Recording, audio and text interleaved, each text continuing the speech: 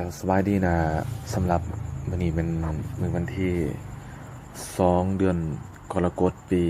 2018เนาะสำหรับชีวิตของเราทุกๆคนบ่ว่าจะเป็น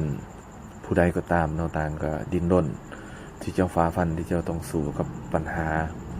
บ่ว่าจะเป็นปัญหาน้อยหรือปัญหาใหญ่ทุกคนต่างมีความหวังมีความฝันที่จะฝ่าด่านกำแพงกันนั้นไปได้นะสิ่งหนึ่งที่ขาดบ่ได้สำหรับนักสู้หรือว่านักเดินทางบ่ว่าจะเป็นภัยก็ตามก็คือกำลังใจบ่ว่าจะเป็นคนกำลังใจจากคนหอบข้างหรืออ้อมข้างหรือกำลังใจคนที่ฮักหรือกำลังใจของพ่อของแม่เป็นสิ่งสำคัญหรือกำลังใจจากอายจากน้องหรือคนสำคัญในชีวิตของทานนะแต่ว่ามันเป็นแห่งบันดาลใจหรือเป็นแห่งผลักดัน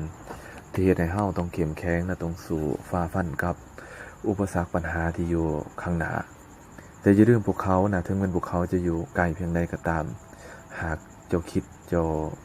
ท้อถอยหรือเจ้าเมื่อยหรือผิดหวังนะพวกเขาเจ้าคือกำลังใจที่ดีพวกเขาเจ้าคือเป็นพื้นฐานที่ดีสำหรับชีวิตเฮา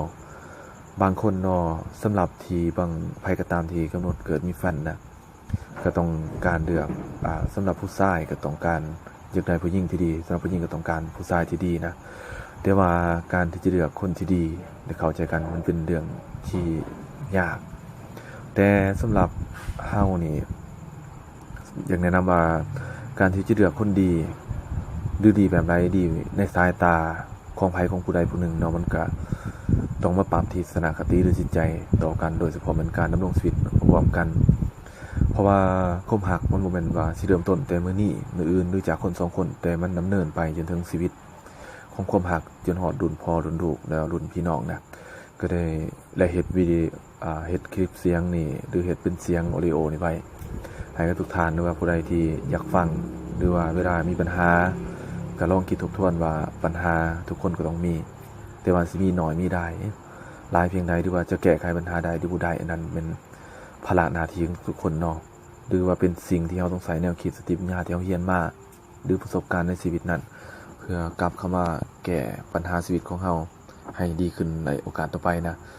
สำหรับท้ายที่สุดในเวลานี้ขออวยพรให้ทานทั้งหลายจงมีสุขภาพเข้มแข็งผู้ใดที่ติดตามรับฟังเสียงจากสาวแท็กเนาะก็ขอให้พยายามสร้างเนื้อสร้างตัวพยายามที่จะก้าวเป็นที่ยอมรับหรือเป็นที่รักของคนทั่วไปแล้วก็วางยิ่งๆว่าทานก็คงสิมีความรักที่ดีแล้วขอให้พบสิ่งที่ดีกับชีวิตของทานต่อไปนะแล้วพบกันใหม่ในโอกาสหน้าขอบใจจะสบายดีนะสำหรับวันนี้เป็นมื้อวันที่